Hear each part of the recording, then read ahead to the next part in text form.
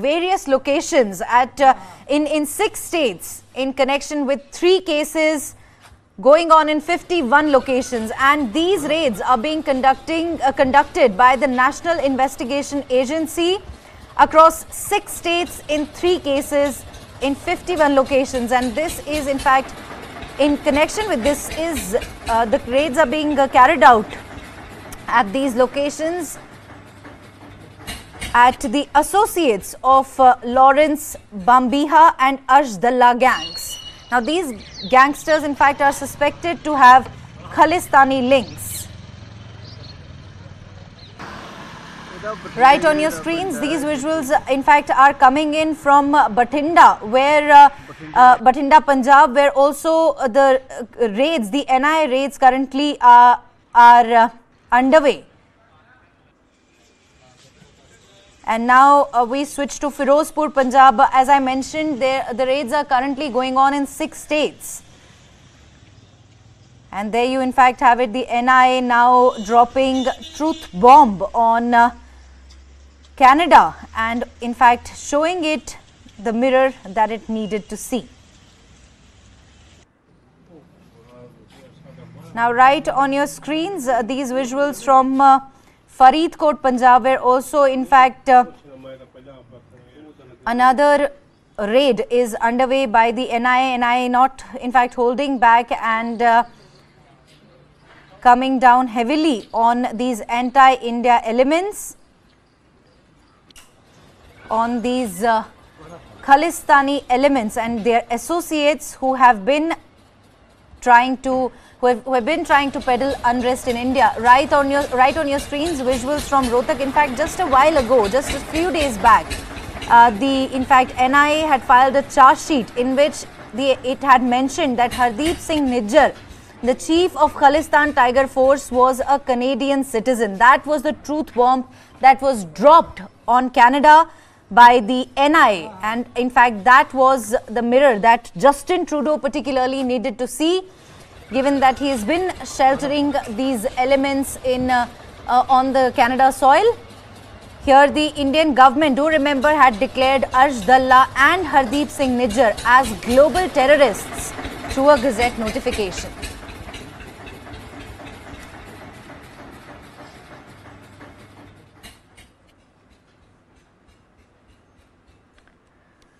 Now, in the ongoing India-Canada standoff concerning the killing of Khalistani terrorist Hardeep Singh Nijjar, India's External Affairs Minister S. Jaishankar has clarified that the Indian government has convened to the Canadian government that it is not India's policy to engage in such acts. Now, during a discussion at the Council on Foreign Relations in New York, Jaishankar emphasized that India had informed Canada that this was not the policy of the Indian government.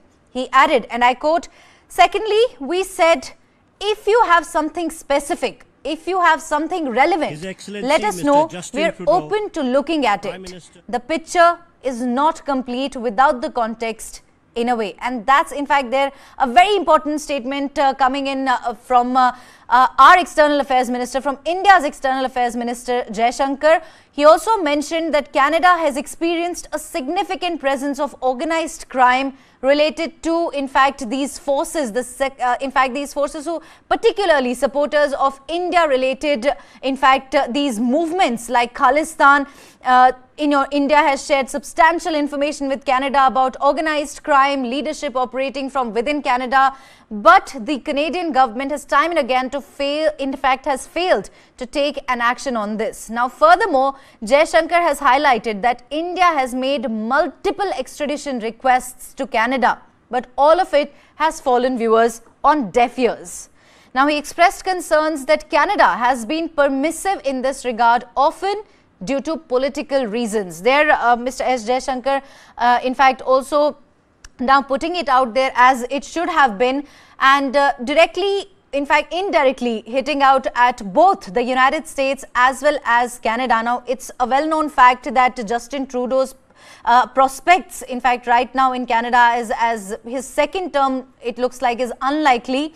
Now there, in fact, he also mentioned because of, because of political reasons, Justin Trudeau is unable to take action on whatever on the repeated requests that India has made about these elements who have been peddling anti-India narrative, who have been trying to peddle unrest in India. Now, do remember that he also, in fact, it is Jagmeet Singh, an important political figure in the Canadian politics, and he's a Sikh, and because of him, and he wields quite a lot of power in the Canada politics. Because of him, in fact, it is being said that because of Jagmeet Singh, Justin Trudeau has time and again, in fact, shied away from acting on these elements. Mr. Jaishankar also mentioned that Indian diplomats have faced threats and Indian consulates have been attacked. The External Affairs Minister's remarks were made during an event at the Council on Foreign Relations in New York with moderations by former US Ambassador to India, Kenneth Juster. Let's take a listen to what Mr. Jaishankar had to say. I'll share with you very frankly what we told the Canadians.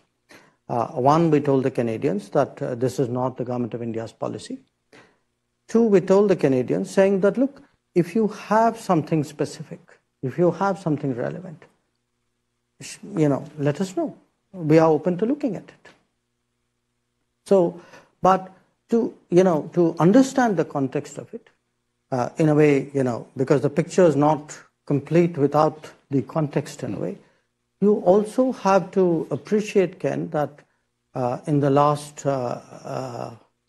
few years, Canada actually has seen a lot of organized crime, relating to, the secessionist forces, organized crime, violence, extremism. They're all very, very deeply mixed up. So, in fact, we have been, talking about specifics and information. We have actually been badgering the Canadians.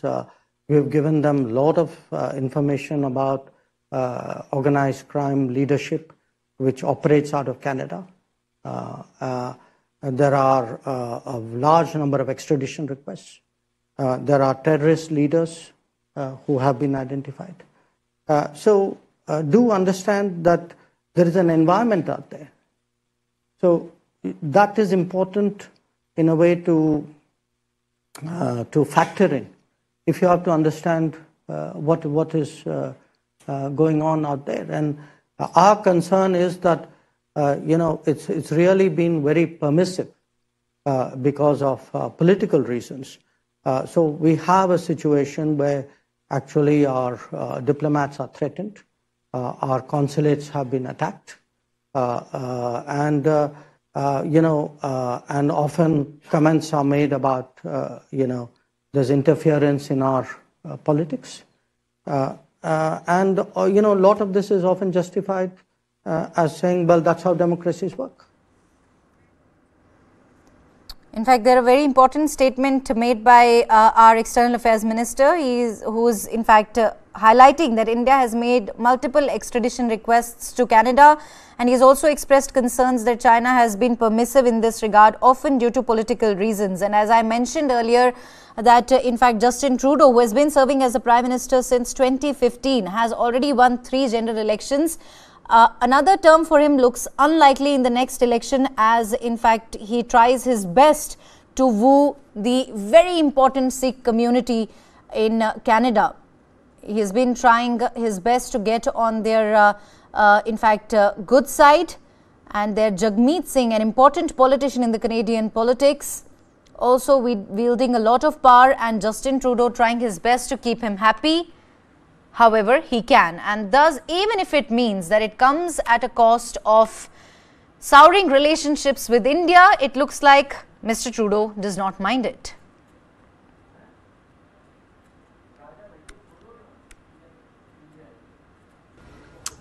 So I made comments on this yesterday. I can restate them here, which is that we are obviously quite concerned about the situation in Canada. We've cooperated closely with our Canadian counterparts, and we have urged India to cooperate in that investigation, and will continue to do so. And India remains an important partner of the United States. We work with them on a number of issues, but of course, on this matter, we urge them to cooperate with the Canadian investigation. At the same time, as we put great emphasis on the importance of equality, we also have to uphold the values of free and democratic societies. We cannot bend the rules of state-to-state relations for political expediency, because we've seen and continue to see the extent to which democracies are under threat through various means of foreign interference. But the truth is, if we don't adhere to the rules that we've agreed to, the very fabric of our open and of our free societies may start to tear. There you have it. While the India-Canada standoff continues over the claims made regarding the killing of Khalistani terrorist Hardeep Singh Nijjar, the United States, of course, they're continuing to call for a quote-unquote full and fair investigation. State Department spokesperson Matthew Miller addressed the media on this matter, and they heard what he had to say, calling for India's, in fact, asking India to support Canada on this matter. On the other side, Canada's envoy to the United Nations, Robert Ray, also used his address to world leaders as an opportunity to raise the issue of foreign interference, and he stressed that the rules governing state-to-state relations should not be bent for political expediency. Now, moving on, if we have to take a look at what's been happening, in fact, in vis-a-vis other stories that we're going to cover today. Now, here, let's also take a look at what's happening in Manipur. The internet was just restored, in fact, a couple of days ago.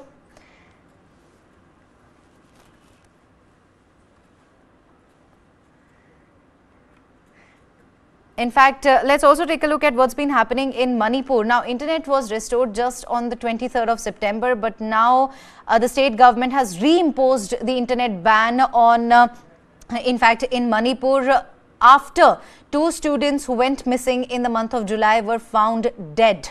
Their, in fact, videos, their pictures went viral on social media, on various social media networks, and this prompted the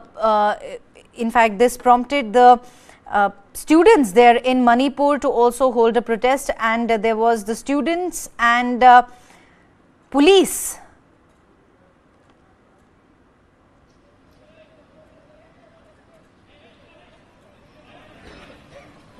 are said to have clashed. The internet services in Manipur have been suspended for 5 days shortly after the government restored internet access following months of unrest.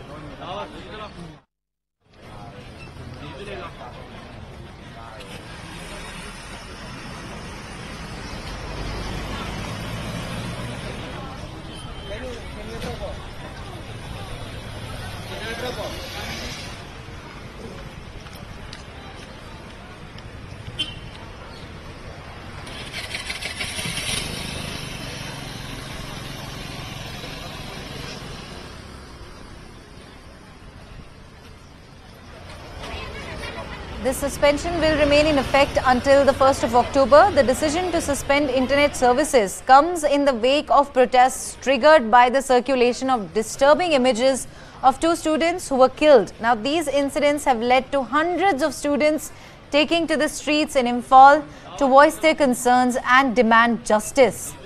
A statement by Home Department of Manipur government stated that in view of the prevailing law and order situation in the state of Manipur, the state government views very seriously with utmost sensitivity the reports spread of disinformation, false rumors and other types of violent activities through various social media platforms such as WhatsApp, Facebook, Instagram, Twitter, etc. on electronic equipments like a tablet, computer, mobile phone, etc. and sending bill SMS, likely facilitating and mobilization of mobs of agitators and demonstrators which may cause loss of life and or damage to public private property or aggravates this law and order situation in the state. External Affairs Minister S. Jaishankar has also spoken on the Manipur issue. Let's listen into what he has to say. What is happening today in Manipur, I think one part of the problem in Manipur has been the destabilizing impact of migrants who have come. That's one aspect of it. But there are also tensions which obviously have a long history which precede that.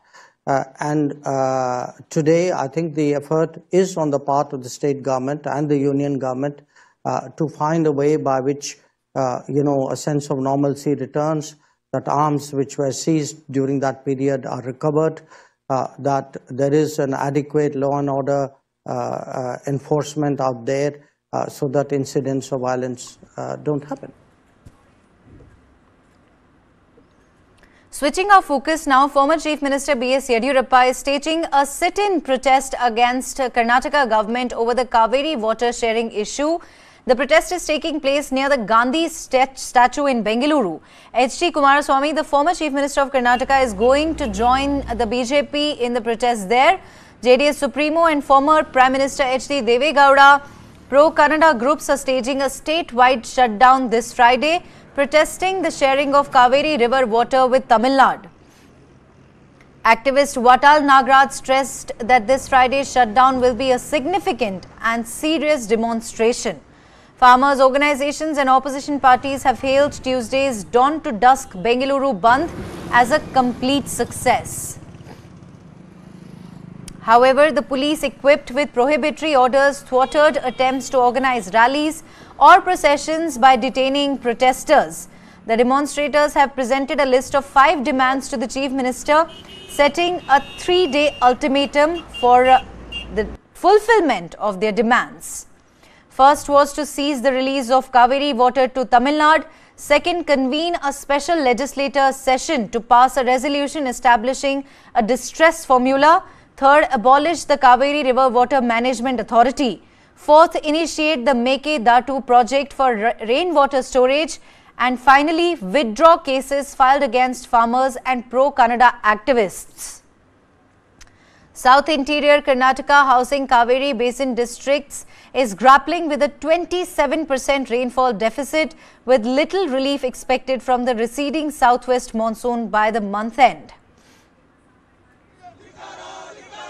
The crisis is particularly acute in Kaveri Basin districts, where the deficit has surged to a staggering 32%, equivalent to missing 1/3 of the expected rainfall.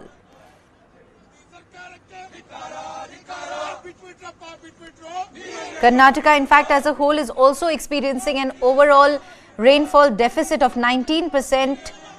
Now, on Tuesday, IMD scientists have hinted at a potential last-minute surge in rainfall due to 2 anticipated heavy rain spells before the 5th of October. Right on your screens, the visuals coming in from Tamil Nadu, where also a protest is going on over the Kaveri water dispute that has been, in fact, that has remained a bone of contention between Tamil Nadu and Karnataka for years and years.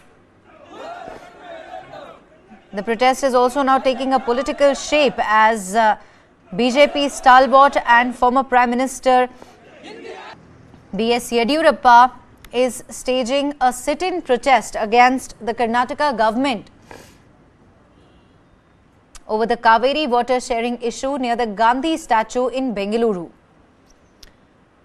H.D. Kumaraswamy, JDS leader and former Chief Minister, is also going to in protest there. JDS Supremo and former Prime Minister H.D. Deve Gowda, pro-Kannada groups are already staging a statewide shutdown this Friday. Do remember, yesterday also schools and colleges were shut down because of a bandh call that was given by farmers' organization.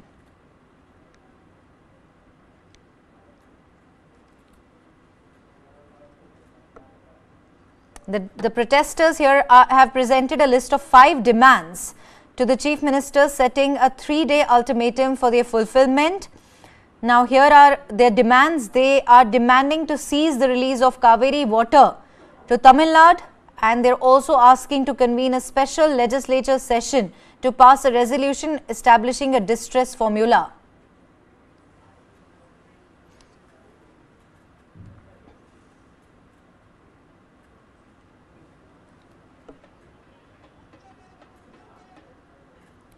Switching our focus now, tension at Assam-Meghalaya border over land dispute as two communities lay claim to its ownership. Clashes broke out between Karbi community and Nar farmers in the area. Tension heightened as the villagers of the two communities attacked each other with bows, arrows and stones. Earlier, Assam and Meghalaya had been impacted by disputes in 12 border areas. However, on the 29th of March 2022, a memorandum of understanding was executed to address conflicts in 6 of these areas.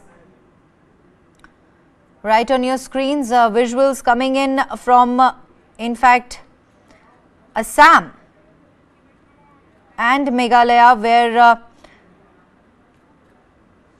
a clash has broken out over land dispute between two communities as they continue to lay claim to its ownership. Clashes broke out between Karbi community and the Nar farmers in the area. Earlier this year also, in fact, an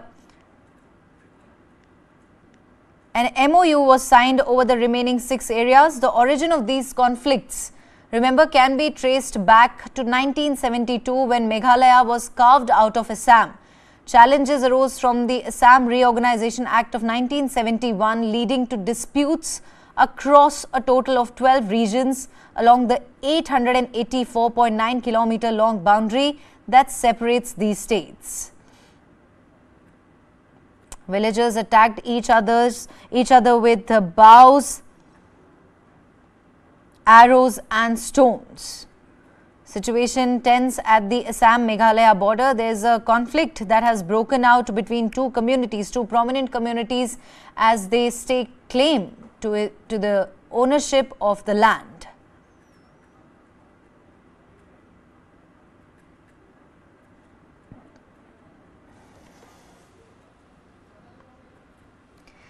The police has been informed about the situation. In fact, they are also taking a stock of the situation and trying to calm the situation.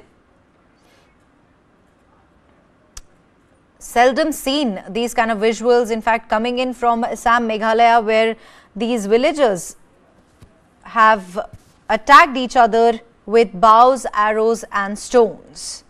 Now, the clash is said to have broken out over a land dispute after both of these communities laid claim to its ownership. The situation as of now, in fact, is said to be under control, and these are the visuals from a while back when a clash broke out, and you can see there are people from both the sides attacking each other. These are in fact fresh tensions that have been reported from Assam-Meghalaya border.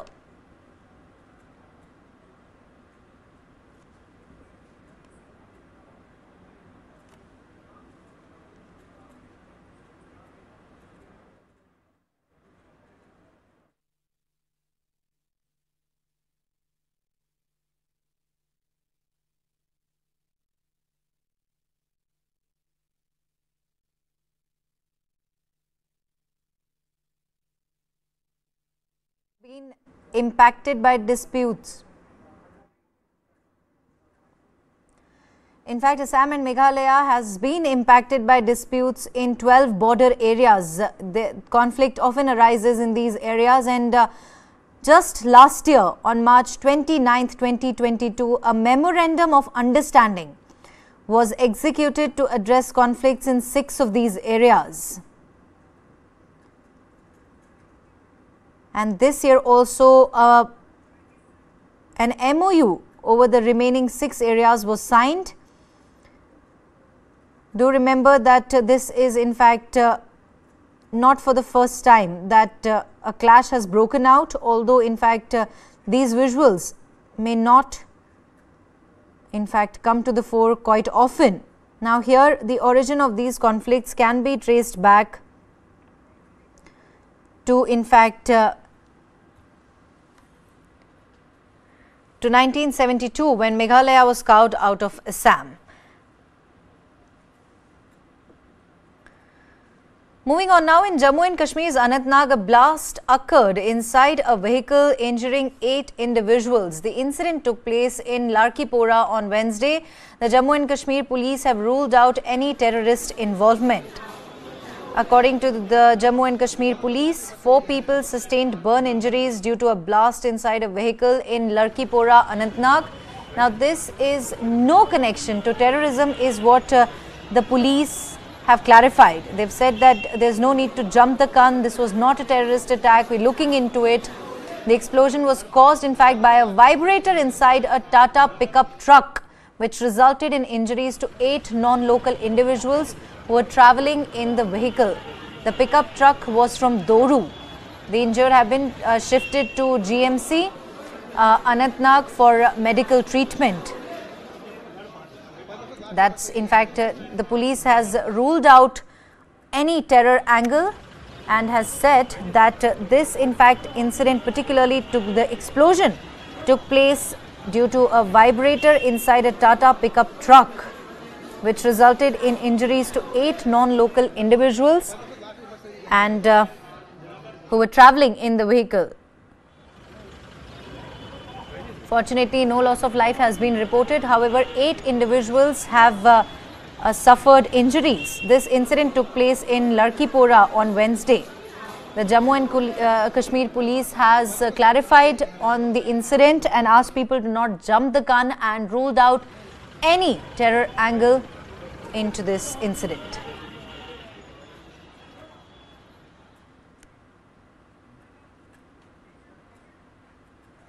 An electric multiple unit train hailing from Shakur Basti met with an accident at Mathura Junction in Uttar Pradesh. The train suddenly left the track and climbed onto the platform. Fortunately, there were no passengers present on the train when this accident took place. Chaos followed at the railway station after this incident, when people started running helter-skelter due to fear. Now, there is no news of any casualty that has been reported in this accident so far. Several trains, including the Malwa Express passing through Mathura Junction, was affected due to the bizarre incident. This EMU train was coming from Shakur Basti and reached Mathura Junction at 10:49 p.m. on Tuesday. And after this, all the passengers aboard got down, but the train moved away from the track and climbed onto the platform.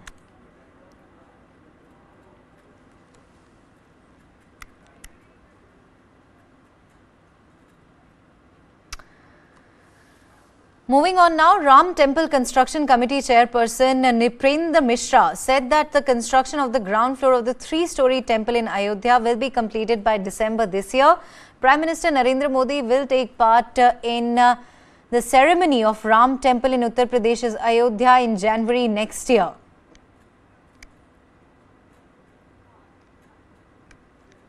Ram Temple Construction Committee Chairperson Nripendra Mishra said that the construction of the ground floor of the 3-story temple in Ayodhya will be completed by December this year.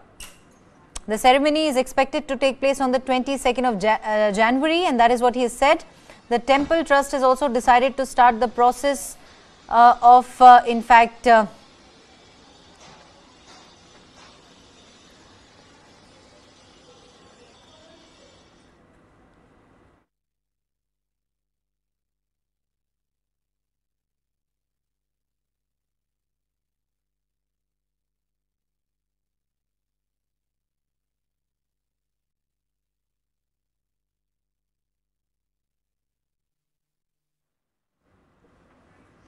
The Temple Trust has decided to start the process of consecration of Ram Lalla after Makar Sankranti on the 14th of January and observe a 10-day ritual of Ram Lalla's Pran Pratishtha.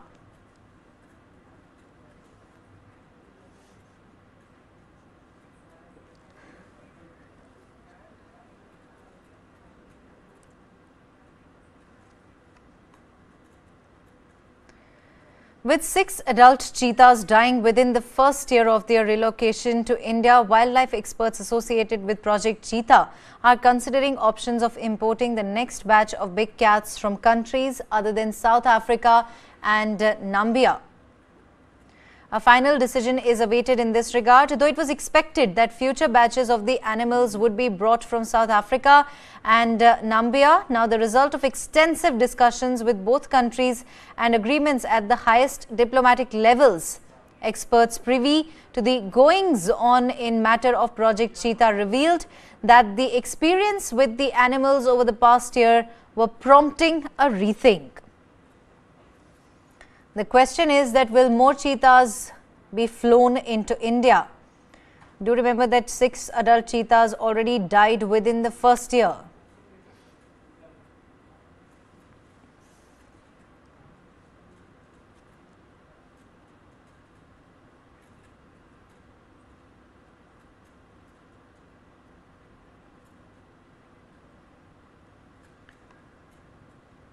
The Supreme Court on Tuesday pulled up the centre for its inordinate delay in clearing various collegium recommendations for the appointment and transfer of High Court judges. A bench of judges S.K. Kaul and Sudhanshu Dhulia asked Attorney General R. Venkataramani to get the government's view on this, adding it would take up the issue every 10 days till some progress is made. There were 80 recommendations pending until last week when 10 names were cleared. Now the figure is 70, of which 26 recommendations are of transfer of judges, 7 are reiterations, 9 are pending without being returned to the collegium, and 1 case is of appointment of the Chief Justice to a sensitive High Court, the bench stated. It added that the delay leads to loss of talent for the judiciary because candidates withdrew their consent.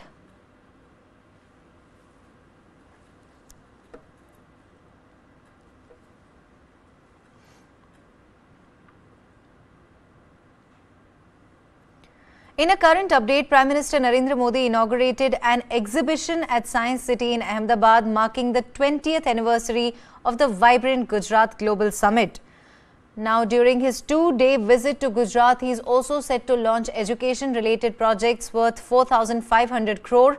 Additionally, he will address a public gathering in Bodeli town located in the tribal-dominated district Chhotaudepur district. Now, it's worth noting that Prime Minister Modi initiated the vibrant Gujarat Global Summit back in 2003 during his tenure as the Chief Minister of the state. The goal was to position Gujarat as a global leader in industry and trade. Now, looking ahead, the Gujarat government is preparing for the 10th edition of the vibrant Gujarat Global Summit, scheduled to take place in Gandhinagar from the 10th of January to 12th next year. The summit's theme is Gateway to the Future. In Bodeli, before addressing the public, the Prime Minister will inaugurate and lay the foundation stone for various projects under the state government's Mission Schools of Excellence initiative. This initiative aimed at enhancing the quality of education in the state involves upgrading school infrastructure and creating new smart classrooms and computer labs. Furthermore, the Prime Minister will also launch several new education-related schemes in Gujarat, including Swami Vivekananda Gyan Shakti Residential Schools, Raksha Shakti Schools, Mukhyamantri Gyan Setu Merit Scholarship and Mukhyamantri Gyan Sadhana Merit Scholarship. Now, later today, Prime Minister Modi will be honoured in Vadodara at an event that will be organised, that is in fact being organised by the BJP's Women's Wing, celebrating the passage of the Women's Reservation Bill in Parliament.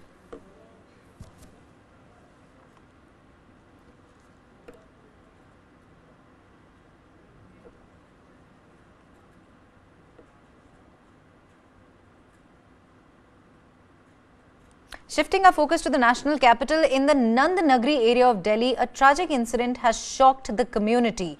A man was tied to a pillar and fatally beaten on suspicion of theft. The victim, identified as Isar, had informed his father about the brutal attack by a group of individuals who believed he was a thief. Isar later succumbed to his injuries at home, sparking a police investigation. Now here, the incident has raised questions about the use of force and the need for immediate police intervention in such cases. The community awaits the results of the post-mortem examination as the police continue their inquiry into the matter. The police of the area, in fact, are saying that the manner in which he was beaten to death merely on the suspicion of being a thief is wrong. That boy was mentally disturbed. Police should have been called and not beaten up. My colleague Puneet, in fact, was at the spot. He gets us the latest. Let's listen in. Delhi के सुंदर नगरी इलाके में एक 26 साल के नौजवान को तालिबानी सजा दी गई और वो भी चोर होने के शक में। महज शक था 26 साल का ईसर जो कि 26 सितंबर को सुबह तकरीबन 5:30 बजे सुंदर नगरी के इस इलाके से जा रहा था कि तभी उसे 4 लड़कों ने पकड़ लिया और उसके बाद इस खंबे से लाकर के बांध दिया। ईसर ने अपने पिता को बताया था कि जब वो सुबह घर से निकल करके सुंदर नगरी जा रहा था तो तभी 4 लड़कों ने पकड़ा और चोर होने के शक में उसको इस खंबे से बांध दिया और लाठी, डंडों और बेल्ट से उसकी पिटाई की गई। एक वीडियो सामने आया है और जिसमें साफ तौर पर देख रहा है कि कुछ लड़कों ने ईसर को ठीक इसी खंबे से बांधा हुआ है और उसके बाद उसकी लगातार पिटाई कर रहे हैं। वो खुद को छोड़ने की गुहार करता रहा। काफी देर तक पिटाई करने के बाद उसको अधमरा किया गया और उसके बाद वो लड़के यहां से भाग गए। थोड़ी देर के बाद इस इलाके से जब एक आमिर नाम का शख्स गुजर रहा था तो वो ईसर को लेकर के उसके घर वापस नंद नगरी पहुंचता है, वहां पर पहुंचाता है और शाम को तकरीबन 6 बजे जब ईसर के पिता अब्दुल वाजिद जो कि सब्जी का ठेला लगाते हैं, जब वो घर के बाहर दहलीज पर ईसर चोटिल था, उसको चोट लगी हुई थी, कई जगह उसको दर्द हो रहा था, जिसके बाद पुलिस को बुलाया गया, अस्पताल ले गए, लेकिन उसके बाद ईसर ने दम तोड़ दिया, ईसर की मौत हो गई। इस पूरे मामले में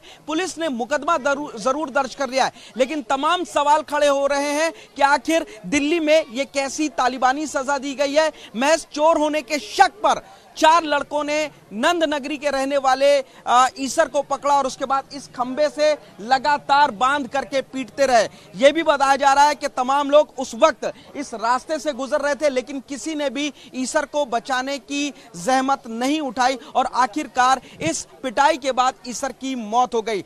आरोपियों ने अगर चोर होने का शक था ईसर पर तो आखिर पुलिस को क्यों नहीं बुलाया, खुद कानून को अपने हाथ में लिया और तालिबानी सजा दे करके ईसर की इस खंबे से बांधकर लाठी, डंडे और बेल्ट से पीट कर हत्या कर दी। फिलहाल पुलिस ने मुकदमा जरूर दर्ज कर रहा है, लेकिन आप देखेंगे ये नंद नगरी के इलाके में इस घटना के बाद, वीडियो सामने आने के बाद जो है काफी ज्यादा भीड़ लगी हुई है। तमाम लोग यहाँ पर मौजूद हैं, उन लोगों से बातचीत करते हैं। ये बताइए कि आप लोग यहाँ पर मौजूद थे, आपने क्या देखा यहाँ पर? जिन्होंने भी मारा है ये बहुत ही गलत मारा है और बेल्ट से बांध के मारने का क्या मतलब बनता है?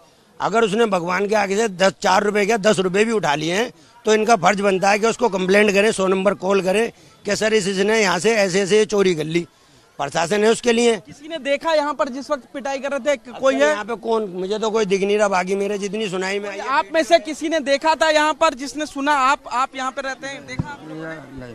तमाम लोग हैं यहाँ पर, बच जरूर रहे हैं, लेकिन सुबह लगभग 5:30-6 बजे का ये वाकया है 26 तारीख का, जब ईसर को पीटा जा रहा था बांध करके। फिलहाल पुलिस ने मुकदमा दर्ज जरूर कर लिया है। जो आरोपी हैं उनके नाम बाकायदा ईसर ने अपने पिता अब्दुल वाजिद को बताए थे मरने से पहले। पुलिस अब उन चारों आरोपियों की तलाश कर रही है, लेकिन अभी तक वो पुलिस की गिरफ्त से बाहर हैं। फिलहाल सवाल खड़े हो रहे हैं दिल्ली की कानून व्यवस्था पर, दिल्ली में रहने वाले बाशिंदों की जहनियत पर कि कैसे महज चोर होने के एक शक भर में लोग कानून अपने हाथ में लेकर के तालिबानी सजा देते हैं और कानून का इंतजार नहीं करते, और यहां तक कि पीठ पर अपना गुस्सा एक मासूम और निर्दोष शख्स पर उसकी हत्या करके निकाल लेते हैं। फिलहाल पुलिस इस पूरे मामले की जांच कर रही है। Moving on now, the big show at 10 p.m. today, Duologue TV9 MD and CEO Barun Das in candid conversation with founder of the Isha Foundation and spiritual leader Sadhguru. Take a look. How do you define success, and is success important? Success is the only thing that's there in life. So between happiness and success, which would you prioritize? Happiness is also success, isn't it? And then success leads you to happiness? No. Then? Why do you need happiness when you're successful? how do you feel once you're successful? There's a feeling. Happiness is an expression of your already feeling. exuberant and blissed out. An ordinary person like me. You're a very special guy. You keep on saying, I'm ordinary, I'm ordinary. No, as I said, ordinary is extraordinary. So maybe somewhere in my mind, I believe that I'm extraordinary. Duologue with Barun Das featuring Sadhguru Jaggi Vasudev. World premiere on Connected TV. Tonight at 10, only on Newsline Live. India's first and only digital exclusive English news stream for Connected TV. Supported by Alliance Broadband. Welcome back. A 46-year-old owner of a surgical equipment shop fell victim to road rage near the City Club in Raipurwara area of Saturday night. Anmol Deep Bhatia, resident of Shamnagar, Chakeri, runs a surgical equipment shop near Lala Lajpat Rai Hospital in Swaroopnagar. He was beaten mercilessly following heated arguments with 5 men after his SUV collided with their car. One of the occupants of the car was Ankit Shukla, husband of Soumya Shukla, who happens to be the corporator of BJP's Ward number 95. Now, according to Bhatia, the incident took place when he was on his way home. In fact, late Saturday night, and his SUV collided with a car near the City Club. The occupants of the car caught up with Bhatia at a distance and stopped him. First, a verbal argument ensued between them, and then the 5 men started thrashing them.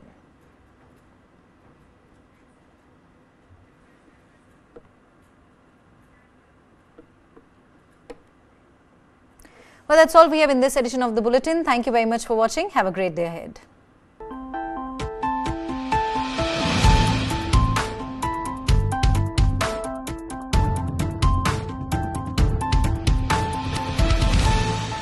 How do you define success? And is success important? Success is the only thing that's there in life. So between happiness and success, which would you prioritize? Happiness is also success, isn't it?